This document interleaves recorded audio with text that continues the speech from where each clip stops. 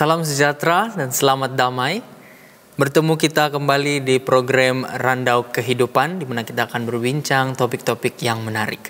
Bagi Anda yang pertama kali menonton program ini, saya Edi Lindon Masilon ingin mengucapkan selamat datang dan saya akan menjadi host Anda di perbincangan kita hari ini. Di episode kali ini, tajuk perbincangan kita ialah istirahat, hubungan, dan penyembuhan.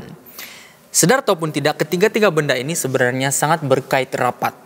Ya, contohnya di dalam keluarga kamu, ini sebagai contoh saja, ada pergaduhan, ya, dan kamu bergaduh sama ibu bapak atau sama adik-beradik, tidak kisahlah, tetapi disebabkan itu hubungan kekeluargaan itu menjadi renggang, tidak rapat lagi, dan environment keluarga itu pun menjadi tidak sehat, dan itu akan membuatkan Anda tidak dapat beristirahat, ya. Jadi hubungan tidak sehat, tidak dapat beristirahat. Tapi contohnya lagi beberapa tahun kemudian ada sesuatu yang mencetuskan pergerakan dalam keluarga kamu itu untuk memaafkan, mengampuni. Tiba-tiba adik-beradik atau keluarga atau ibu bapak confess dan minta maaf, dan semua kamu saling mengampuni. Dan biasanya pada waktu itulah bermulanya penyembuhan. Ya, jadi saudara dan saudari sekalian, dari ilustrasi yang cukup simpel itu kita boleh lihat bahwa istirahat, hubungan, dan penyembuhan sebenarnya berkait rapat. Ya, dan inilah akan menjadi topik perbincangan kita hari ini. Tapi sebelum kita lanjut, saya suka untuk memperkenalkan para panel terlebih dahulu. Panel pertama, Pastor Gerard.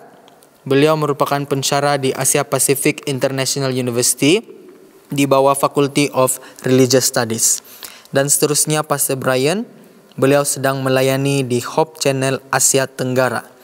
Dan akhir sekali Pastor Min Sun, beliau sedang menuntut ilmu di Asia Pacific International University di bawah Faculty of Religious Studies. Terima kasih para panel sekalian atas kehadiran Anda. Baiklah, untuk memulakan, saya suka untuk menjemput kita semua untuk tunduk kepala dan berdoa, dan saya akan pimpin di dalam doa. Bapa kami yang bertakhta dalam kerajaan syurga, terpujilah nama-Mu Tuhan. Pada hari ini sekali lagi kami sangat bersyukur atas kesempatan untuk datang di sini bersama-sama, berbincang dan mempelajari firman-Mu. Sertai setiap kami di sini, biarlah apapun yang akan kami katakan, semua itu Engkau pimpinlah hati dan pikiran kami. Sertai juga para penonton yang bersama-sama kami di program ini, biarlah mereka juga dapat mempelajari firman-Mu. Semua ini kami minta dalam nama Yesus Juru Selamat kami. Amin. Baiklah, untuk memulakan saya suka untuk membawa kita ke Kejadian 45 ayat 5. Kejadian 45 ayat 5. Saya akan bacakan. Tetapi sekarang janganlah bersusah hati dan janganlah menyesali diri, kerana kamu menjual aku ke sini, sebab untuk memelihara kehidupanlah Allah menyuruh aku mendahului kamu. Oke, baiklah. Ayat ini sebenarnya mengenai Yusuf, ya. Dan ringkasan cerita Yusuf, kalau kita tahu dulu dia tinggal sama keluarga dia. Kemudian ada masalah keluarga, abang-abang dia membenci dia, membunuh dia, but at the end tidak dapat bunuh, dorang jual saja dia. Jadi Yusuf menjadi hamba Potifar, dan bila sudah bekerja sama Potifar, ada satu masalah lagi timbul, ya, digoda oleh istri Potifar. Tapi Yusuf ini setia sama Tuhan, jadi dia menolak godaan itu. Dan kalau ikut movie cerita budak-budak tuh, baju dia tuh istri Potifar ambil. Jadi mungkin itu dijadikan sebagai tuduhan. Nah, Yusuf end up di penjara, masuk penjara. Di sana dia jumpa lagi beberapa orang. Tapi selepas beberapa tahun, Yusuf dibebaskan dan diberikan pangkat yang tinggi. Just second, atau orang kedua paling kuat di seluruh Mesir itulah. Dan kita tahu dia diberi pangkat sebab dia dapat mentafsir atau interpret mimpi itu ketua Pharaoh. Ya. Jadi dalam mimpi itu dibagi tahu ada kemarau berpanjangan yang akan datang. Jadi mesti ada masa untuk prepare. So Yusuf disebabkan dia dapat interpret itu, Mesir dapat prepare dengan baiklah, ada resources. So bila kemarau datang, Mesir bersedia. Namun orang-orang yang di sekeliling pula saya rasa tidak tahu kedatangan kemarau itu. Jadi dorang datang di Mesir untuk membeli makanan. Nah, bila kemarau ini sudah datang, pada waktu itu orang ramai datang untuk membeli makanan, dan pada waktu itulah abang-abang Yusuf datang. Mereka juga datang untuk membeli makanan. Ya. Jadi bila sudah nampak pertama kali, sudah beberapa lama tidak nampak, Yusuf first time jumpa orang, ada sesuatu yang dia lakukan. Dia buat tidak tahu, ada dia punya elaborate plan lah. Dan persoalan di sini, kenapa Yusuf buat itu elaborate plan dia bila jumpa abang-abang dia? Adakah untuk balas dendam atau bagaimana? Saya ingin menyentuh tentang tajuk ini dulu ya. Istirahat, perhubungan dan kesembuhan, dan saya ingin komplimen apa yang sudah dinyatakan oleh saudara Adi tadi, yang saling berkaitan ini. Ya, dalam membina satu keluarga yang kuat, yang memiliki perhubungan yang erat dan diisi dengan roh kedamaian dan juga kebahagiaan itu, dia memerlukan 3 komponen ini ya. Istirahat ini boleh kita anggap sebagai masa yang diluangkan bersama-sama ya, masa riadah, masa sosial di mana ibu bapa itu mempunyai kesempatan, mempunyai waktu untuk mengutamakan anak-anaknya dan meluangkan masa yang sama.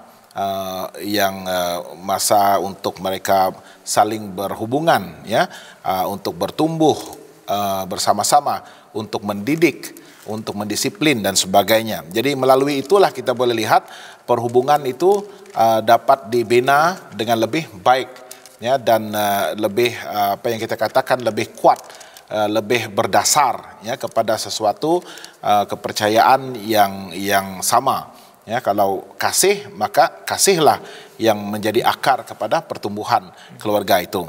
Dan seterusnya, kalaupun ada apa-apa yang terjadi di dalam keluarga itu, seperti masalah, seperti ada singgung perasaan dan sebagainya, proses kesembuhan itu dia tidak akan memakan waktu yang begitu lama ya, karena masing-masing begitu mengasihi, dia boleh memaafkan dan boleh menerima kembali ya sekiranya ada anggota keluarga itu yang melakukan kesalahan di dalam hidup ataupun yang telah mengakibatkan perhubungan yang renggang. Jadi saling memerlukan ya, istirahat, masa riadah, hubungan sosial antara keluarga untuk mendorong perhubungan dan membina perhubungan yang lebih kuat, dan akhirnya nanti proses kesembuhan ya, sekiranya ada sesuatu dia akan lebih efektif, lebih efisien.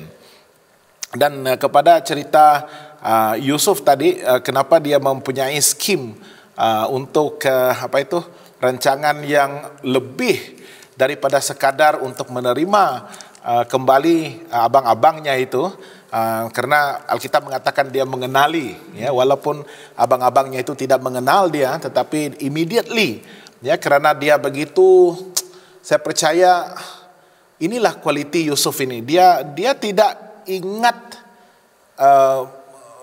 apa yang telah mereka lakukan ya, tetapi karena dia juga begitu mengasihi, dia pun rindu ya akan abang-abangnya itu, dan ini terbukti selepas mereka didamaikan ya, dan itu sebabnya ingatan dia kepada abang-abangnya itu masih segar di dalam pikirannya. Juru selepas dia melihat mereka, hatinya sudah tergerak, dia pun sudah mengingati mereka, cuma dia merancang untuk sesuatu yang lebih besar daripada sekadar hey ya, aku ini Yusuf ya, aku ini adikmu Yusuf ya.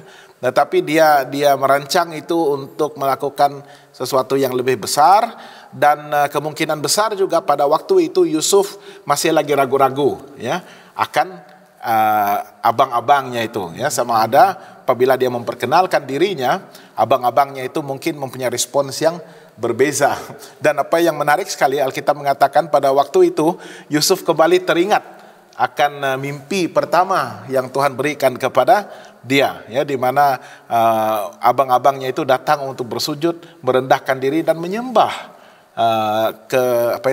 kepimpinan Yusuf yang sebenarnya sudah pun dipenuhi dan digenapi pada waktu itu. Tetapi bagi saya sebagai seorang manusia biasa, mungkin ada emosi yang mendorong Yusuf untuk melanjutkan episode itu. Ya. Kalau episode itu berhenti di sana saja tidak menarik juga cerita itu, ya. Tetapi episode itu terbawa-bawa sehingga yang terakhir sekali bapaknya, ya, dibawa untuk bertemu dengan Yusuf, dan itu adalah kemuncak kepada episode cerita Yusuf. Dan saya sangat dapat gambarkanlah bagaimana seorang bapa yang menyangka anaknya telah mati, ya, pada satu ketika dulu, sekarang berada di depan matanya. Bukan saja dia hidup, tetapi dia adalah Perdana Menteri Kerajaan Mesir pada masa itu. Jadi rancangan itu, ya, saya percaya dia bersebab, dia ada tujuannya, dan akhir sekali klimaksnya dia ditemukan dengan bapaknya.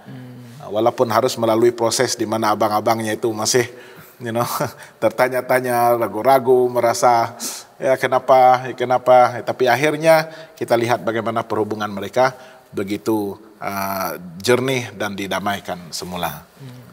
Proses penyatuan mereka seperti sesuatu gimmick yang dirancang dengan tidak sengaja oleh Yusuf.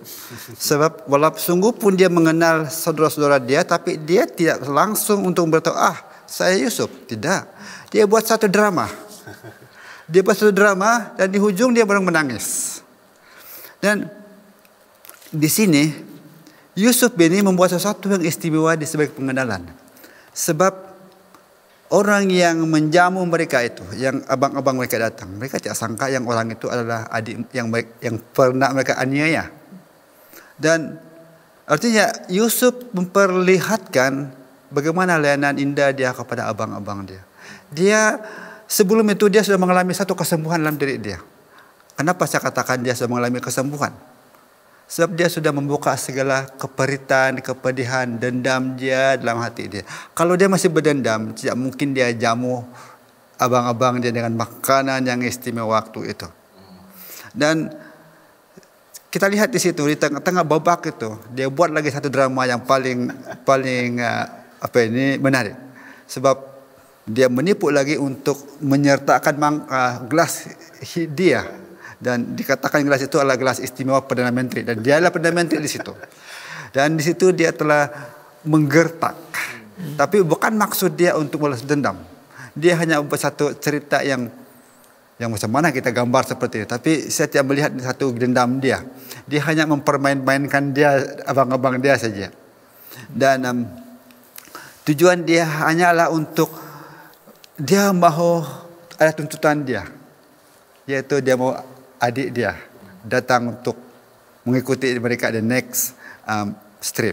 Sebab dia simpan Simon atau Rubin di Simon yang menjadi taruhan mereka untuk memastikan yang abang-abang dia mesti balik karena membebaskan Simon dalam penjara. Jadi saya lihat di sini istirahat menggambarkan bahwa pikiran kita bebas daripada kebencian, kemarahan, dan artinya istirahat itu juga menggambarkan tidak ada masalah yang boleh merosakkan penyembuhan yang berlaku dalam diri dia. Saya lihat Yusuf sudah awal-awal untuk menyingkirkan rasa dendam di hati dia. Dan saya rasa dalam keluarga kita harus memiliki sifat seperti ini. Sebab kalau tidak, kita tidak boleh merasai ketenangan dalam keluarga.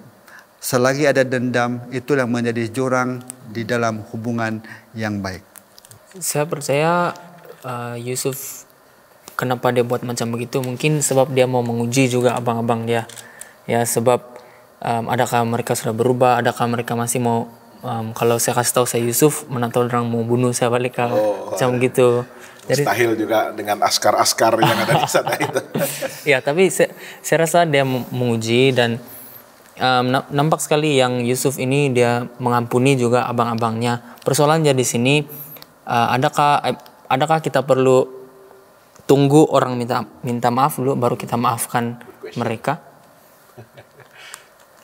Atau ada apa prinsip yang kita boleh pegang berkaitan dengan macam begini? Mau tunggu orang minta maaf dulu kah, atau kita boleh maafkan saja?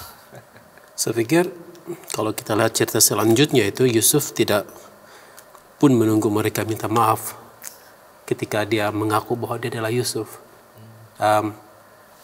Kita tahu bagaimana Yusuf sudah menangis awal-awal lagi. Maksudnya dalam tangisan itu dia sudah ada sesuatu yang telah menggerakkan hati dia. Kita melihat satu very interesting, very intricate ataupun complicated twist di sini. Kalau kita membaca cerita ini dengan teliti, sebelum dia menangis itu, dia punya perkataan terhadap abang-abangnya itu sangat-sangat kasar. Seakan-akan dia mau membuat kehidupan mereka itu lebih sengsara. Ya, terasa betul dia punya perit ya. Cuma selepas dia menangis itu, barulah kita melihat ada sedikit berubah dia punya taktik dia di sana. So saya pikir apabila kita melihat cerita ini, hanya dia melihat apabila dia mendengar penyesalan mereka, ayat 21-22, hanya bila dia mendengar penyesalan mereka yang sungguh-sungguh, baru ada perubahan di sana. Dan ketika dia menangis, ayat 23 pasal yang ke-42, right? Chapter 42, mereka menyesal, betul-betullah kita menanggung akibat dosa kita terhadap adik kita itu. Bukankah kita melihat bagaimana sesak hatinya ketika ia memohon belas kasihan kepada kita, tetapi kita tidak mendengarkan permohonannya. Itulah sebabnya kesesakan ini menimpa kita. Lalu Ruben menjawab mereka, bukankah dahulu ku katakan kepadamu, janganlah kamu berbuat dosa terhadap anak itu, tetapi kamu tidak mendengarkan perkataanku. Sekarang darahnya dituntut daripada kita. Tetapi mereka tidak tahu bahwa Yusuf mengerti perkataan mereka. Sebab mereka memakai seorang juru bahasa, maka Yusuf mengundurkan diri dari mereka lalu menangis. Kemudian dia kembali kepada mereka dan berkata, kata dia mereka, dia mengambil Simeon di antara mereka. Simeon inilah antara kepala yang yang Konspirasi. ya konspirasi. Malah konspirasi. So dia ada perubahan, perubahan dia di sana ketika dia menangis itu. Terima kasih Pastor Gerard. Kalau kita lihat juga di Lukas 23 ayat 34, Lukas 3 ayat 34, saya suka untuk baca ini. Yesus berkata, "Ya Bapa, ampunilah mereka, sebab mereka tidak tahu apa yang mereka perbuat." Dan mereka membuang undi untuk membagi pakaiannya. Kalau kita lihat, Yesus sendiri pun dia memaafkan sebelum pun orang-orang yang menyalibkan dia itu meminta maaf. Jadi saya percaya ini satu prinsip yang bagus untuk kita dalam kehidupan kita ya. Tidak perlulah kita tunggu orang minta maaf baru memaafkan. Ya, masalah kita sebagai manusia ini, kita punya pride, keangkuhan, kesombongan dan ego kita ya. Ego ini yang menyukarkan kita untuk merendah diri dan mengampuni ya.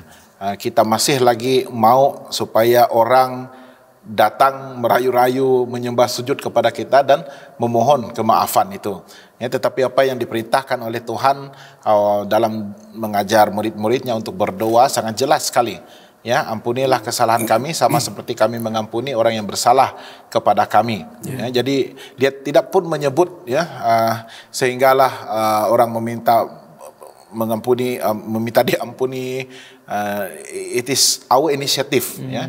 Ampuni saya seperti saya juga mengampuni orang lain yang bersalah terhadap saya. Jadi it is very clear, itu merupakan satu prinsip yang perlu dihidupkan di dalam kehidupan seseorang Kristen ini ya. Dan semangat mengampuni ini sebenarnya satu yang saya rasa dan saya percaya yang merupakan satu penawar ya, satu bahan penyembuh yang begitu efektif, yang begitu mujarab ya, terutama sekali di dalam keluarga kita ya. Apabila kita boleh mengampuni istri kita, suami kita, anak-anak, adik-beradik kita, bayangkan ya bagaimana kita yang melihat mereka hari-hari, kita yang mengalami ya akibat daripada perbuatan mereka, pengkhianatan mereka dan sebagainya itu, tetapi dengan hati yang begitu rendah kita boleh mengampuni dan menerima mereka kembali Ya, bayangkan proses pemulihan dan kesembuhan itu, walaupun dia akan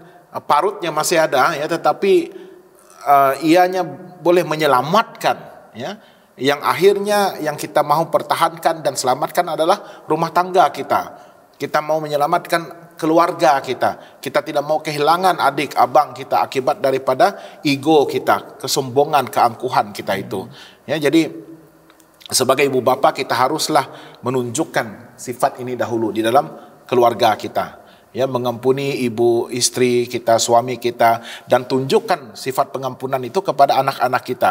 Kalau anak-anak kita itu melakukan kesalahan, instead of menggunakan disiplin yang begitu keras, tetapi kita rangkul, kita embrace, ya, kita maafkan, ampuni, dan doakan bagi mereka, berdoa untuk mereka dan dengan mereka, bersama-sama dengan mereka, dan melalui itu saya percaya rumah tangga akan diselamatkan, keluarga akan diselamatkan dan dipertahankan, dan itu adalah saya percaya merupakan satu rencana Tuhan untuk kehidupan kita berkeluarga.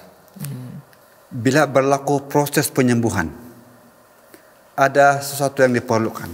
Seringkali kita mendengar satu istilah, masa itu menyembuhkan. Dan saya rasa Yusuf seperti terlibat dalam situasi ini. Saya tidak tahu apa yang terjadi kalau dia awal-awal berjumpa dengan saudara mara dia, atau abang-abang dia. Adakah situasi ini tetap sama ataupun sebaliknya? Tetapi saya rasa Tuhan telah memperpanjangkan proses itu untuk Yusuf merawat hati dia. Sebab apabila kita berjauhan dengan keluarga, satu yang kita boleh terjadi hati kita adalah ada satu terbit kerinduan itu. Bila kerinduan itu begitu besar sehingga kita tidak lagi melihat keburukan saudara mara kita, yang ada di hati kita, kita rindu. Kita rindu masa-masa indah bersama-sama makan bersama. Mungkin kita pernah bertelingkah sebab harta benda ataupun sebagainya. Tapi bila kerinduan ini mengambil tempat, kadang-kadang hilang itu selera marah dan benci. Dan mungkin jangan-jangan ini terjadi kepada Yusuf juga. Dan lagi tambahan pula, Yusuf memang memiliki hati yang mudah memaafkan. Artinya proses penyembuhan boleh berlaku dengan cepat. Dan saya percaya hati yang terluka tidak akan sembuh dalam masa 1 jam. Tapi ada masa-masa tertentu jiwa ini, masa itu boleh menenangkan. Sebab itu orang kata, kalau kita marah jangan cepat-cepat ambil pen. Jangan cepat ambil handphone untuk ungkap kita punya kemarahan. Sebab dalam masa kemarahan semua perkataan itu akan menjadi jahat. Tapi kalau kita 2-3 hari, 1 minggu, boleh berubah. Sebab itu don't make any decision dalam masa yang marah dan terlalu gembira. Karena semua keputusan itu adalah dipengaruhi oleh emosi, bukan dengan pikiran yang baik.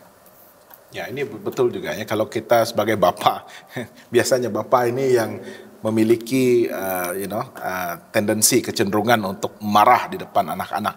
Dan saya mengalami situasi-situasi sedemikian, tetapi apa yang Pastor Minsun prinsip itu adalah sangat perlu untuk diaplikasikan, diamalkan dalam kehidupan perhubungan kita, di mana kita harus mengundur dan membenarkan untuk satu waktu kesembuhan, satu waktu damai, satu waktu tentram, ya, sebelum kita mengeluarkan tutur kata yang lebih rasional, yang lebih membina, yang lebih menyelamatkan, ya, daripada sesuatu yang kasar, yang menghukum ataupun sehingga mengakibatkan kita menggunakan kekerasan, ya, melalui tangan dan kaki. Itu yang sering kali kita lihat di dalam rumah tangga ini, ya. Jadi waktu untuk sembuh, mengundur, ya, mungkin perlu mengundur, ya, itu yang lebih baik, ya, supaya kita selain daripada membinasakan, kita menyelamatkan.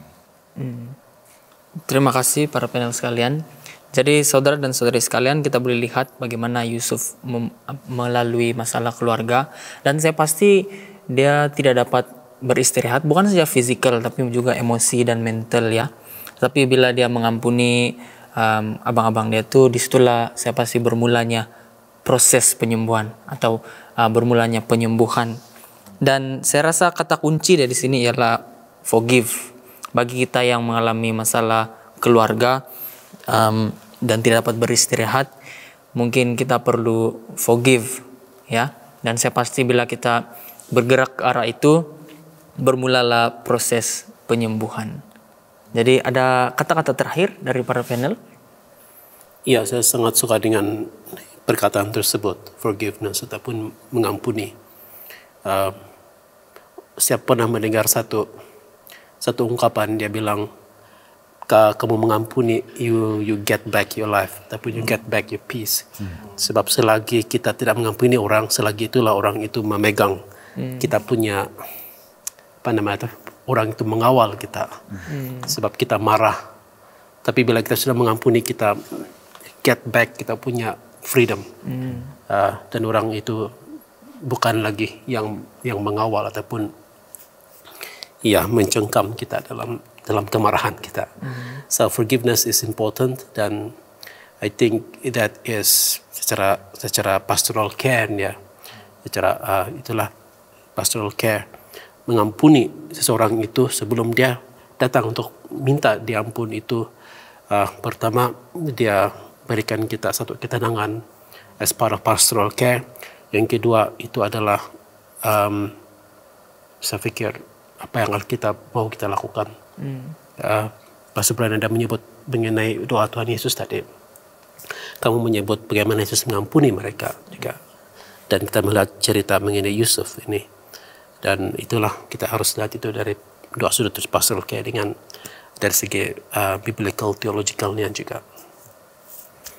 Saya tidak pasti ini yang kita kata naratif dia agak silence, ya, didiamkan.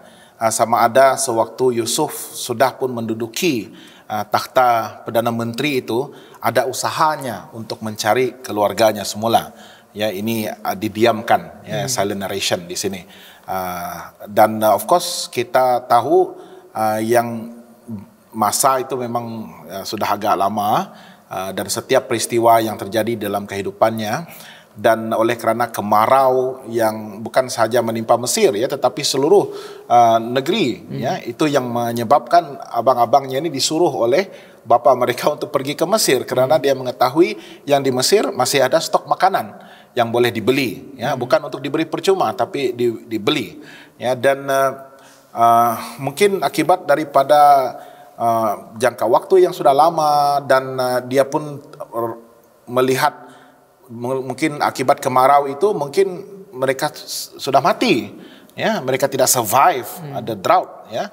Mungkin abang-abangnya, bapaknya yang sudah tua itu mungkin sudah pun meninggal dunia. So mungkin pada masa itu dia pun sudah lose hope juga, ya, untuk menjejaki, untuk but of course Alkitab dia silent, ya, kan, perkara ini, ya. Tetapi at the end of the day, kemuncaknya kita lihat bagaimana Yusuf memang begitu looking forward kepada reunion keluarga ini, ya. Tetapi apa yang saya ingin nasihatkan adalah jikapun kita sudah menjauh daripada keluarga kita, ataupun ada anak-anak kita yang sudah pun meninggalkan kita, keluarga kita, mungkin kerana ada perselisihan paham yang terjadi di dalam keluarga, saya menyeru, ya, kepada kedua-dua belah pihak, ibu bapa maupun anak-anak itu, ya, this is very real. Ini adalah perkara yang nyata terjadi, saya melihatnya terjadi, ya. Go and get in touch with your children dengan ibu bapa kita, ya. Kita tidak tahu tempo masa kita, selagi ada kesempatan, selagi ada peluang, itulah masa untuk kita buat inisiatif untuk menjejaki, untuk datang dan pulihkan keadaan itu, mohon ampun dan maaf, terima mereka kembali, you know, dan build your family, ya, karena pada masa kedatangan Yesus nanti kita ingin membawa keluarga kita tidak mau melangkah ke kerajaan surga itu sendirian, ya. We want to be with our family. Ya, jadi inilah yang satu program yang populer di satu ketika dulu, jejak kasih, ya. Kalau kita teringin untuk menjejak kasih, sekaranglah masanya, ya. Kalau ada anak-anak kita yang sudah lama tidak menghubungi kita, hubungi mereka. Ataupun kita sudah lama tidak menghubungi ibu bapa kita, hubungilah, damaikanlah, dan bina semula keluarga kita yang mungkin sudah agak renggang ataupun sudah runtuh itu. Terima kasih para panel sekalian. Baiklah, sekali lagi saya ingin mengucapkan terima kasih kepada para penonton yang sudah setia sehingga ke saat ini. Marilah kita bersatu sekali lagi di dalam doa, dan saya minta Pastor Minsun untuk doa penutup. Mari kita berdoa. Tuhan Bapa yang Maha Kasih, Maha Baik, dan Maha Pemurah di surga. Kami hamba-hamba Tuhan, anak-anak Tuhan, seringkali menghadapi banyak permasalahan dalam keluarga, dan kadangkala masalah ini kadangkala berlarutan. Dan kami percaya Tuhan, Engkau selalu berada di tengah-tengah masalah-masalah yang terjadi di mana-manapun keluarga yang percaya dan pengikut-pengikut Tuhan. Kami mohon kebijaksanaan dari surga untuk memimpin, untuk memperdamai dan mempersatukan, untuk mengalami proses penyembuhan, dan kami dapat beristirahat di dalam Engkau. Ya Tuhan, terima kasih. Karena hati kami ini adalah tempat bersemayam damai dan kasih. Bukan untuk menyimpan segala kepahitan, bukan menyimpan segala dendam, kemarahan, dan sebagainya. Biarlah jiwa kami Tuhan adalah peti untuk mengeluarkan sinar yang mana setiap orang merasai damai, kasih Yesus melalui karakter kami. Tuhan, terima kasih karena Engkau yang berkuasa untuk mempersatukan setiap apapun perselisihan, pertelingkahan, dan kami mengalami istirahat yang tenang, damai dalam Engkau. Oleh itu kami serahkan doa kami pada hari ini melalui Yesus Kristus selamat kami. Amin. Amin. Terima kasih Pastor Minsun, terima kasih para panel yang lain yang sudah memberi buah pikiran kepada kita semua. Dan kepada para penonton, kami ingin mengucapkan terima kasih atas sokongan Anda sehingga ke saat ini. Doa-doa Anda kami sangat hargai, dan jangan lupa untuk sertai kami lagi di episode yang seterusnya. Saya Edi Lindon Masilon ingin mengucapkan sekian dan Tuhan memberkati.